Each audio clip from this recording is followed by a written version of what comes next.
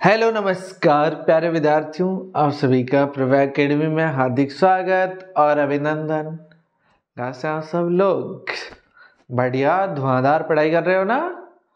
चलो कमेंट करके बता दो कैसी पढ़ाई चल रही है। पढ़ाई में कुछ आनंद आ रहा है कि नहीं आ रहा है? कमेंट करके बताओ। नहीं आ रहा है तो अभी थोड़ा और इंटरेस्टिंग बनाते हैं पढ़ाई को आपके, है ना। चलो अपन बात कर रहे हैं संरचना के आधार कार्बन और उसका यौगिक पढ़ रहे हैं, और उसमें भी हम मुख्य रूप से जो चैप्टर पढ़ रहे हैं, जो टॉपिक पढ़ रहे हैं वो पढ़ रहे हैं हम। कौन सा भाई? कौन सा पढ़ रहे हैं? चलो सुनो, कार्ब श्रृंखला के आधार पर हाइड्रोकार्बन। कल हमने संतृप्त और असंतृप्त हाइड्रोकार्बन पढ़े थे। आज अपन संरचना के आधार पर हाइड्रोकार्बन की बात करेंगे। तो संरचना के आधार पर पहला आता है सीधी श्रृंखला। जो सीधी श्रृंखला है तो वो सीधी श्रृंखला वाले हाइड्रोकार्बन इन्हें नॉर्मल श्रृंखला बोलते हैं। सामान्यतः इसे एन से लिख भी लेते हैं, एन लिखते हैं। तो सभी कार्बन एक सीधी श्रृंखला में जुड़े हो, जैसे ये कार्बन जुड़ गया, कार्बन कार्बन एक सीधी श्रृंखला बनाते हो ऐसे।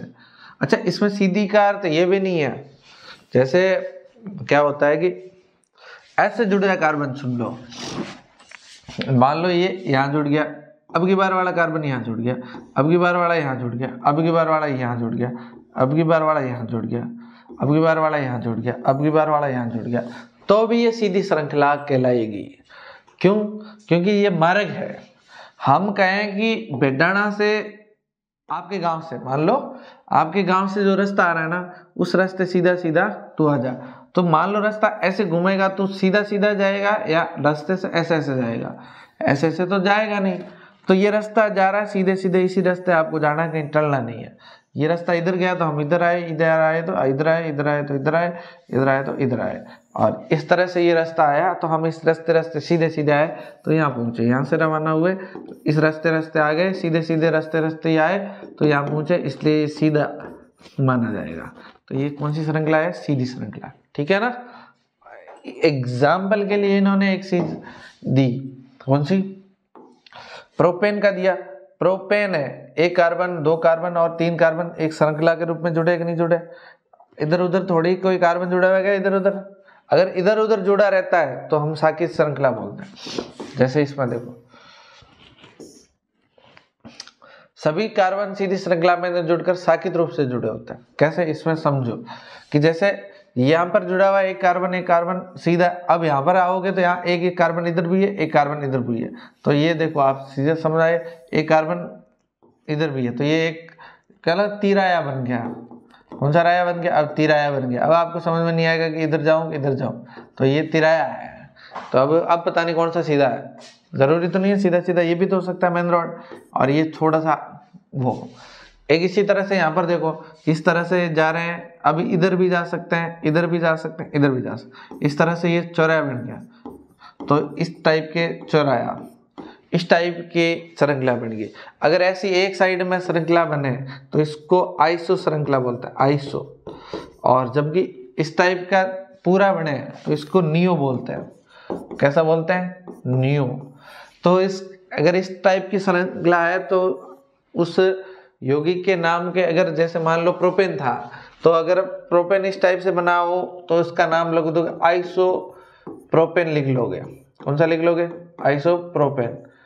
इसी टाइप का अगर प्रोपेन, हालांकि मैं ये नहीं कह रहा हूँ प्रोपेन बनेगा ही बनेगा, क्योंकि देखो इसमें कम से कम एक कार्बन, दो कार्बन, तीन कार्बन और चार कार्बन, और 20 वाला एक और 5 कार्बन होता है। तो कम से कम इसमें 5 कार्बन होगा, इसलिए हम ये कह सकते हैं कम से कम नियोपेंटेन बनेगा। कैसा बनेगा? नियोपेंटेन, ऐसे। तो इस तरह की चीजें भी आप ध्यान रखें। जैसे पेंटेन की संरचना अलग अलग टाइप से बन सकती है। एक तो वो वाली नॉर्मल बन सकती है पेंटेन की श्रृंखला, 1 2 3 4 और 5। ये कार्बन इस साइड में हाइड्रोजन जोड़ लो, इस तरह की श्रृंखला दिखे तो ये कहेंगे हम नॉर्मल है। ये कैसी है? नॉर्मल। नॉर्मल मतलब नॉर्मल एन, या सिर्फ इसे पेंटेन बोलेंगे, सिर्फ इसको पेंटेन बोलेंगे। अब कितने कार्बन? 1 2 3 4, एक कार्बन यहाँ जुड़ गया। तो बताओ ये कैसी श्रृंखला मानी जाएगी? एक साइड में है तो ये आइसोपेंटेन हो जाएगा। कौन सा पेंटेन हो जाएगा? आइसोपेंटेन। जबकि अगर हम इस कार्बन को हटा के यहाँ पर एक कार्बन जोड़ते हैं तो ये इस टाइप की श्रृंखला बन जाएगी और इससे हम कौन सा पेंटेन कहेंगे? नियोपेंटेन कहेंगे। कौन सा पेंटेन कहेंगे? नियोपेंटेन। तो समझ में आ गया? इस तरह की ये अलग अलग संरचना बनाई जा सकती है एक ही सूत्र की। तो यहाँ पर एक वल्लित श्रृंखला और बनती है। एक कैसी श्रृंखला बनती है? वल्लित। वल्लित का मतलब कार्बन एक वलय के रूप में जुड़े हो, गोल घेरे में जुड़ गए, 1 2 3 4 5 6 7 इस तरह से ये गोल घेरे में जुड़ गए कार्बन, तो ये वल्लित श्रृंखला है। और इसके नाम के आगे साइक्लो लगा जाता है, साथ है तो इसको कहेंगे साइक्लो, साथ का hex, hexane, pent, hex, heptane कहेंगे, सॉरी हेप्टेन। ठीक, ये बात ध्यान रखें। इस तरह की ये श्रृंखलाएं और आपको दिखेगी। ये श्रृंखला साइक्लोहेक्सेन की बनी। हेक्सेन मतलब कितने कार्बन? 6, और हमने हेप्टेन बना दिया। कोई भी नहीं, 1 2 3 4 5 और 6 कार्बन एक वलय के रूप में जुड़े हुए हैं, इसलिए साइक्लोहेक्सेन। यहाँ पर कितने कार्बन जुड़े हुए हैं? 1 2 3 4 5 6 जुड़े हुए हैं और एक डबल बॉन्ड, बीच में एक सिंगल बॉन्ड, एक डबल बॉन्ड, एक सिंगल बॉन्ड, एक डबल बॉन्ड, एक सिंगल बॉन्ड, वापस डबल, ऐसे। तो इसे बेंजीन कहते हैं। इसका बेंजीन का सूत्र ध्यान रखें, C6H6, और इस तरह की संरचना इसकी बनाई जा सकती है। ठीक, एक नेक्स्ट टॉपिक आता है संरचनात्मक समावयव। क्या होता है संरचनात्मक समावयव? वे यौगिक जिनके आणविक सूत्र तो समान होते हैं परंतु संरचना सूत्र भिन्न भिन्न होते हैं। ऐसे यौगिक जिनके आणविक सूत्र तो सेम हो गए लेकिन संरचना जो हमने बनाई ना वो भिन्न। तो जैसे आप पेंटेन की बात करें तो पेंटेन 3 टाइप के बन गए। एक नॉर्मल, एन पेंटेन का अर्थ है नॉर्मल। कौन सा मल? नॉर्मल। जबकि एक आइसोपेंटेन, आइसोपेंटेन का मतलब इस तरह का, और एक नियोपेंटेन मतलब इस तरह की संरचना, नियोपेंटेन। तो ये अलग अलग ये संरचना सूत्र होते हैं, जबकि आणविक सूत्र समान होता है। तो इस तरह से जो बनते हैं उसे हम जो बोलते हैं वो क्या बोलते हैं? समावयवी या संरचनात्मक समावयव। विषम परमाणु, वेरी इंपॉर्टेंट चीजें आ रही है, सुनने और समझ जाए। विषम परमाणु क्या होता है? हाइड्रोकार्बन श्रृंखला में जो तत्व एक या अधिक हाइड्रोजन को प्रतिस्थापित करता है तथा कार्बन की संयोजकता को संतुष्ट करता है तो उसे विषम परमाणु। ये कुछ नहीं कहता, ये मान लो ये है और यहाँ पर हाइड्रोजन जुड़ा था, ये हाइड्रोजन को टिक ठोक देता है और इसकी जगह कोई दूसरा कोई तत्व या कोई हाइड्रोकार्बन श्रृंखला में से आ जाता है, ऐसा कोई जुड़ जाए, उस परमाणु को अपन विषम परमाणु कहते हैं।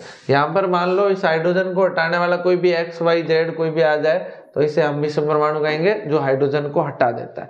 और हाइड्रोजन को हटाएगा, साथ ही एक हाइड्रोजन को भी हटा सकता है, 2 को भी हटा सकता है, अधिक को भी हटा सकता है, और ये प्रतिस्थापित करता है तथा कार्बन की संयोजकता भी संतुष्ट रहती है। ऐसा नहीं कार्बन की संयोजकता भी पूरी नहीं हो, कार्बन की 4 संयोजकता पूरी करनी पड़ेगी, इसको 8 टोटल इलेक्ट्रॉन चाहिए इसको, 4 बॉन्ड पूरे करने जरूरी है। फिर आता है प्रकार्यात्मक समूह। ये क्रियात्मक समूह का ही भाग है, यहाँ विषम परमाणु का ही भाग है। प्रकार्यात्मक समूह, इसको क्रियात्मक समूह कहते हैं। वे विषम परमाणु जो कार्बन यौगिकों को अभिक्रियाशील एवं विशिष्ट गुण प्रदान करते हैं, प्रकार्यात्मक समूह कहलाते हैं। ऐसे परमाणु कार्बन यौगिक है, जो भी कार्बन यौगिक है उनको अभिक्रियाशील करते हैं, साथ ही साथ विशिष्ट गुण प्रदान करते हैं, तो उन्हें हम प्रकार्यात्मक समूह कहते हैं, फंक्शनल ग्रुप। विषम परमाणु और इसमें प्रकार्यात्मक समूह और सूत्र, इसमें कुछ हम देखेंगे। चलो देखो, विषम परमाणु कौन सा है? क्लोरीन और ब्रोमीन। ये इनका प्रकार्यात्मक समूह हेलो एल्केन होता है। ये हेलो एल्केन होते हैं, क्लोरीन, ब्रोमीन, आयोडीन। ये इसी तरह से इनको नाम क्या कहेंगे? क्लोरो। जबकि ये नाम लगता है पूर्व लगन, किसी नाम से पहले ही लगेगा। जैसे पेंटेन में एक ऐसा जुड़ा हुआ है तो क्लोरोपेंटेन नाम आ जाएगा। कैसा नाम आ जाएगा? क्लोरोपेंटेन। समझ आया? यहाँ है ब्रोमीन में ये जुड़ा हुआ है तो ब्रोमीन से पहले पूर्व लगन का मतलब पहले ही लग जाएगा, ये बात ध्यान रखें। और फिर जैसे ये क्लोरीन का क्या लगेगा? क्लोरो लगेगा। ब्रोमीन का क्या लगेगा? ब्रोमो। या फिर मैं कहूँ यहाँ आयोडीन होता तो यहाँ आयोडो लगता है, ध्यान रखें ये है। जैसे इसमें क्लोरीन जुड़ता है, हाइड्रोजन को हटा के एक बॉन्ड होता है, ये ब्रोमीन जुड़ता है, यहाँ ऐसे होता है, आयोडीन जुड़ जाता है, ये एस के प्रतिस्थापी होता है, हाइड्रोजन को प्रतिस्थापी करते हैं, सूत्र बनता है। ठीक, नेक्स्ट देखते हैं अपन। ये ऑक्सीजन वाले हैं कुछ, इनका अनुलगन लगेगा, नाम के बाद में नाम लगेगा। कौन है? एक तो एल्कोहल है, एल्कोहल का ऑल लगता है और इसका सूत्र होता है OH, जहां भी हटाएगा OH लगेगा। ठीक, नेक्स्ट देखते हैं एल्डिहाइड। एल्डिहाइड का L, एल्डिहाइड का L और इसका सूत्र है ऐसे, और एक साइड में हाइड्रोजन। इसी तरह से कीटोन है, कीटोन का ऑन आता है, ये नाम तो पता चल जाना चाहिए ना। ऑन अगर किसी के नाम के पीछे आए तो समझ आना कीटोन क्रियात्मक समूह लगा हुआ है। और एल आए तो एल्डिहाइड, ऑल आए तो एल्कोहल, कार्बोक्सिलिक अम्ल, अम्ल आए तो अम्ल। तो ये कीटोन का है इस तरह से, और एक साइड में O है और ये हाइड्रोजन हटा दिया तो कीटोन बन गया, हाइड्रोजन हटा दिया तो कीटोन बन। कार्बोक्सिलिक अम्ल की बात करें तो ये कार्बोक्सिलिक अम्ल है। कार्बोक्सिलिक अम्ल का जो अनुलगन लगता है वो ओइक अम्ल होता है। इसमें जहां पर वो हाइड्रोजन हटाया था वहां पर वापस OS जोड़ दिया, एल्कोहल को जोड़ दिया, तो ये बन गया कार्बोक्सिलिक अम्ल। ठीक, और जो ये कीटोन है ना, ये तो हमेशा 20 में ही जुड़ा रहता है, कम से कम 3 होंगे ना तभी जुड़ पाएगा, एक से तो ये जुड़ ही नहीं पाएगा। जैसे चलो नेक्स्ट देखते हैं कुछ चीजें और। समजातीय श्रेणी क्या होती है? समजातीय श्रेणी सुने और समझे। समजातीय श्रेणी से हमारा तात्पर्य है यौगिकों की वह श्रृंखला कार्बन श्रृंखला में रिक्त स्थित हाइड्रोजन एक ही प्रकार के प्रक्रियात्मक समूह द्वारा प्रतिस्थापित कर। यौगिकों की वह श्रृंखला जिसमें कार्बन श्रृंखला में से स्थित कोई हाइड्रोजन है वो एक ही प्रकार का क्रियात्मक समूह प्रतिस्थापित कर रहा होता है तो उसे हम समजातीय श्रेणी कहते हैं। जैसे यहाँ पर देखो CH3 और OS, C2H5OS, C3S, इसमें कौन सा समूह जुड़ रहा है? एल्कोहल जुड़ रहा है कि नहीं जुड़ रहा है? कौन सा जुड़ रहा है? एल्कोहल। एल्कोहल जो जुड़ रहा है तो ये एल्कोहल जो है वो एक ही प्रकार का प्रक्रियात्मक समूह सब में जुड़ा, इसलिए सजातीय श्रेणी या समजातीय श्रेणी कहलाएगी। ठीक, समजातीय श्रेणी में आणविक द्रव्यमान बढ़ने पर भौतिक गुणों में भिन्नता आती है। जैसे जैसे आणविक द्रव्यमान बढ़ेगा भौतिक गुण चेंज होते जाएंगे। C का द्रव्यमान कितना होता है? 12 म्यू होता है, कार्बन का 12 म्यू, हाइड्रोजन का 1 म्यू। तो इन सदस्यों में H2 का अंतर रहता है। इसमें देखो आप एक कार्बन और 2 हाइड्रोजन ज्यादा है, इसमें वापस इससे एक कार्बन और 2 हाइड्रोजन ज्यादा है, तो CH2 का अंतर है। तो बताओ आणविक द्रव्यमान कितना बढ़ रहा है? कार्बन का कितना है? 12 और प्लस हाइड्रोजन का कितना? 1, लेकिन CH2 है तो 2, तो टोटल 14 म्यू द्रव्यमान का अंतर आता है। तो यहाँ पर हमने ये बात लिखी कि इन सदस्यों में CH2 का अंतर व 14 म्यू द्रव्यमान का अंतर होता है। द्रव्यमान बढ़ने में गलनांक और क्वथनांक में भी वृद्धि होती है। जैसे जैसे द्रव्यमान बढ़ता है तो जैसे इसका गलनांक क्वथनांक इन सबसे ज्यादा होगा। द्रव्यमान बढ़ेगा तो गलनांक और क्वथनांक में भी आपके क्या होती जाएगी? वृद्धि होती जाएगी। ठीक बात है।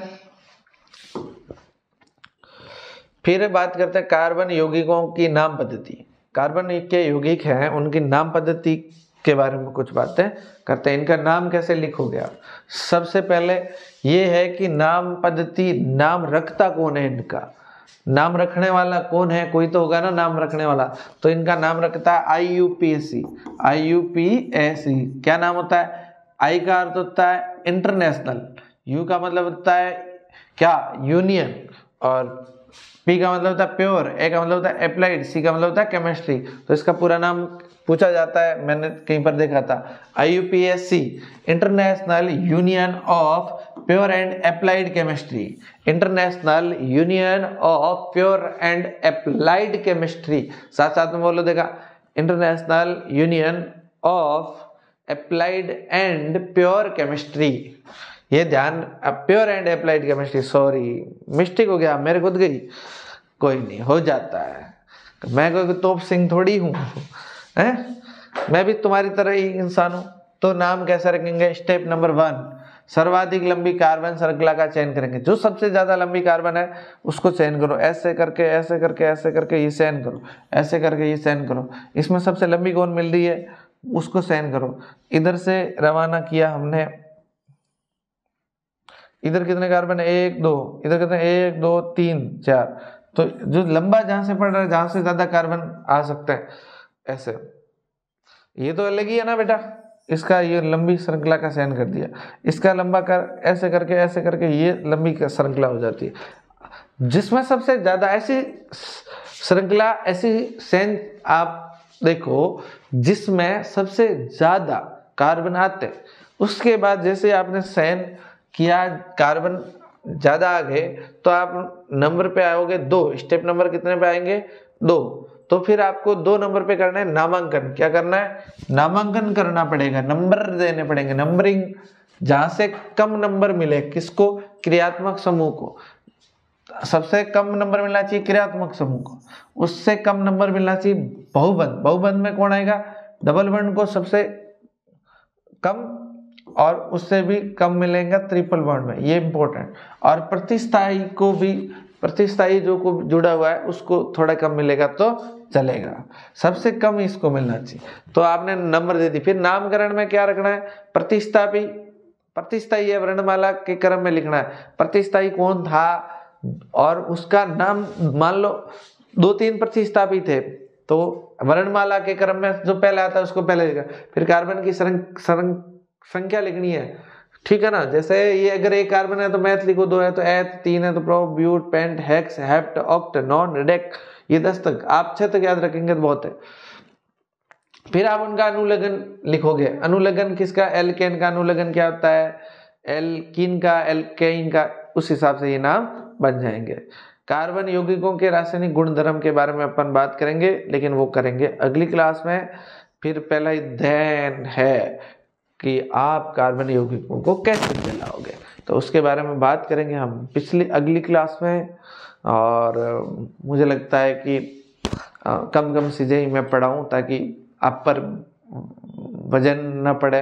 लेकिन एक बात तय है कि मैं आपको सारा सिलेबस करवा दूंगा, आप मेरे से जुड़े रहें, भरोसा रखें आपके भाई पे, हम सब कुछ कर लेंगे, बोर्ड में अच्छे नंबर लाएंगे, लेकिन आप मेरे साथ साथ मेहनत करते रहें, ठीक है। तो चलिए मिलते हैं कल फिर इसी समय, तब तक के लिए bye bye, take care, good night.